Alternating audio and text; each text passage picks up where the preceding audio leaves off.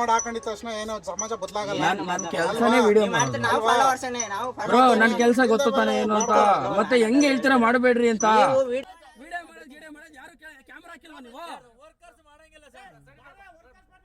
ನಮ್ದು ಹೊಸ car actually already ಒಂದ್ 4-5 ಸಲ ನಾವು ರೆಗ್ಯುಲರ್ ಓಡಾಡ್ತಿರ್ತೀವಿ ಮಧುಗಿರಿ ರೋಡಲ್ಲಿ. ಸಿಂಗಲ್ ಹೋಗ್ಬೇಕಾದ್ರೇನೆ 2 ಸಲ ರಿಟರ್ನ್ ಟೋಲು ಕಟ್ ಆಗ್ಬಿಡ್ತಿತ್ತು. 50 ರೂಪಾಯಿ ಆಕ್ಚುಲಿ ಇರೋದು 25 ರುಪೀಸು. ಸೊ 50 ರೂಪಾಯಿ ಕಟ್ ಆಗ್ತಿತ್ತು. 2 ಸಲ ನೋಡಿದೆ, 3 ಸಲ ನೋಡಿದೆ, ಇವತ್ತು ಮತ್ತೆ 4ನೇ ಸಲ ಅದೇ ತರ ಕಟ್ ಆಯ್ತು.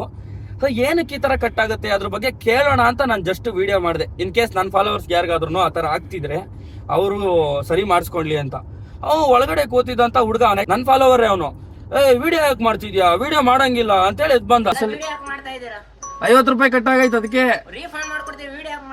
ರೀಫಂಡ್ ಅಲ್ಲಪ್ಪ. ಪ್ರತಿ ಸಲನೂ ಹಂಗೆ ಕಟ್ ಆಗ್ತೈತೆ. ಅದ್ ಯಾಕೆ ಹಂಗೆ ಕಟ್ ಆಗ್ತೈತೆ ಅಂತ ಕೇಳಕ್ ಮಾಡ್ತಾ ಇರೋದು. ವಿಡಿಯೋದಲ್ಲಿ ಬೇಕಾದ್ರೆ ನೋಡ್ಬೋದು ನೀವು. ವಿಡಿಯೋ ಯಾಕೆ ಮರೆಯ ಮಾಡಬಾರ್ದು, ನಮ್ದೇನಿದೆ ನಮ್ ಕೆಲ್ಸನೇ ಅದಲ್ಲನಪ್ಪ.